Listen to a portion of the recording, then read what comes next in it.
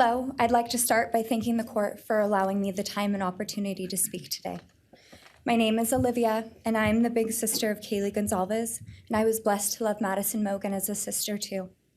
I'm not here today to speak in grief, I'm here to speak in truth. Because the truth is, my sister Kaylee and her best friend Maddie were not yours to take. They were not yours to study, to stalk, or to silence. They were two pieces of a whole, the perfect yin and yang. They are everything that you could never be.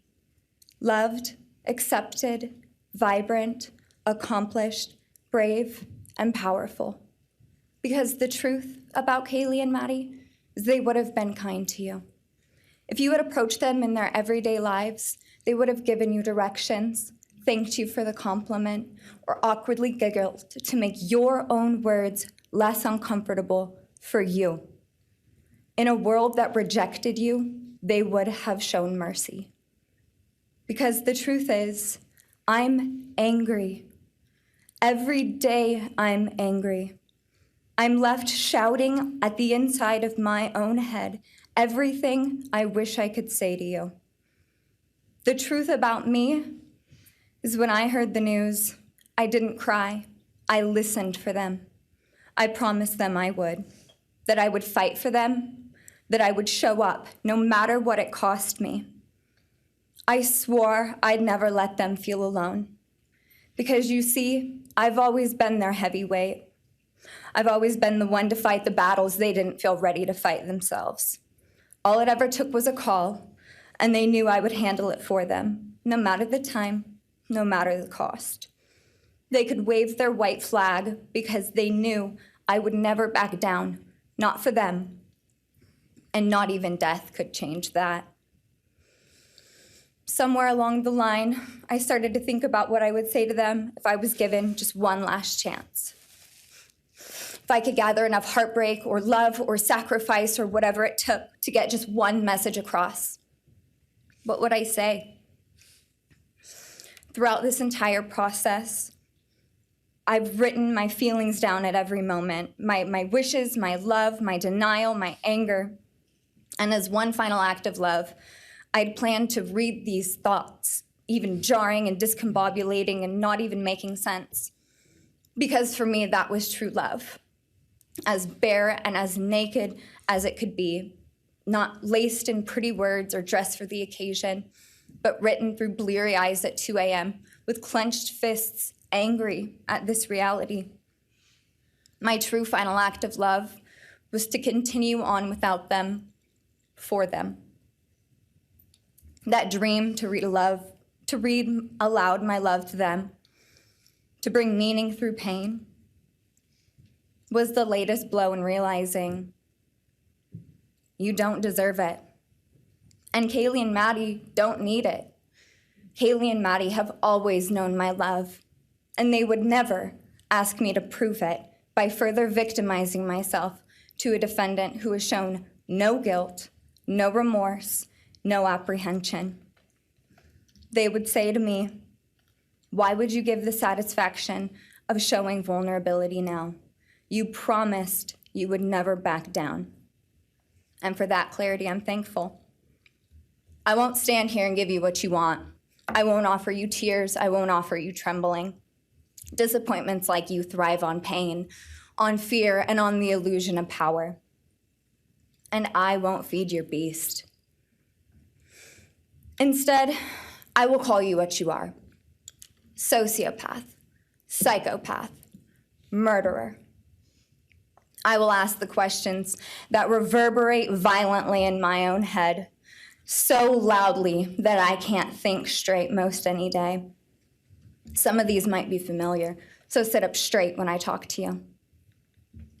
How was your life right before you murdered my sisters? Did you prepare for the crime before leaving your apartment? Please detail what you were thinking and feeling at this time. Why did you choose my sisters? Before making your move, did you approach my sisters? Detail what you were thinking and feeling. Before leaving their home, is there anything else you did? How does it feel to know the only thing you failed more miserably at than being a murderer is trying to be a rapper. Did you recently start shaving or manually pulling out your eyebrows? Why November 13th? Did you truly think your Amazon purchase was untraceable because you used a gift card? How do you find it enjoyable to stargaze with such a severe case of visual snow? Where is the murder weapon, the clothes you wore that night? What did you bring into the house with you? What was the second weapon you used on Kaylee? What were Kaylee's last words? Please describe in detail the level of anxiety you must have felt when you heard the Bearcat pull up to your family home on December 30th, 2022. Which do you regret more? Returning to the crime scene 5 hours later, or never, ever going back to Moscow, not even once, after stalking them there for months? If you were really smart, do you think you'd be here right now?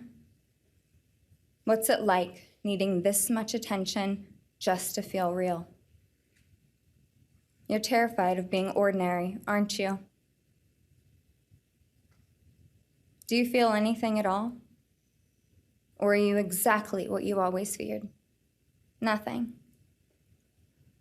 If you're so powerful, then why are you still hiding, defendant? You see, I'm here today as me. But who are you? Let's try to take off your mask and see. You didn't create devastation. You revealed it in yourself. And that darkness you carry, that emptiness, you'll sit with it long after this is over. That is your sentence.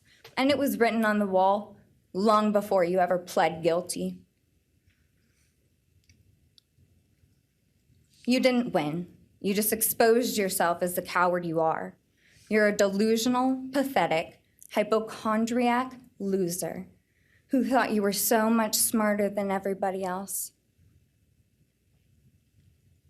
Constantly scolding, turning your nose up to grammar mistakes, nitpicking and criticizing others. You wanted so badly to be different, to be special, to be better, to be deep, to be mysterious. You found yourself thinking you were better than everyone else, and you thought you could figure out the human psyche and see through it, all while tweaked out on heroin.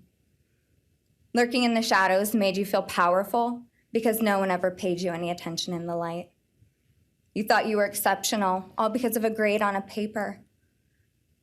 You thought you were elite because your online IQ test from 2010 told you so. All of that effort just to seem important. It's desperate. There is a name for your condition, though. Your inflated ego just didn't allow you to see it. Wannabe. You act like no one could ever understand your mind, but the truth is you're basic. You're a textbook case of insecurity disguised as control. Your patterns are predictable. Your motives are shallow. You are not profound. You're pathetic. You aren't special or deep, not mysterious or exceptional. Don't ever get it twisted again. No one is scared of you today. No one is intimidated by you. No one is impressed by you. No one thinks that you are important. You orchestrated this like you thought you were God. Now look at you, begging a courtroom for scraps. You spent months preparing, and still all it took was my sister in a sheath. You work so hard to seem dangerous, but real control doesn't have to prove itself. The truth is, the scariest part about you is how painfully average you turned out to be. The truth is, you're as dumb as they come. Stupid, clumsy, slow, sloppy, weak, dirty. Let me be very clear. Don't ever try to convince yourself you mattered just because someone finally said your name out loud. I see through you. You want the truth? Here's the one you'll hate the most. If you hadn't attacked them in their sleep, in the middle of the night, like a pedophile, Kaylee would have kicked your Thank you. Thank you.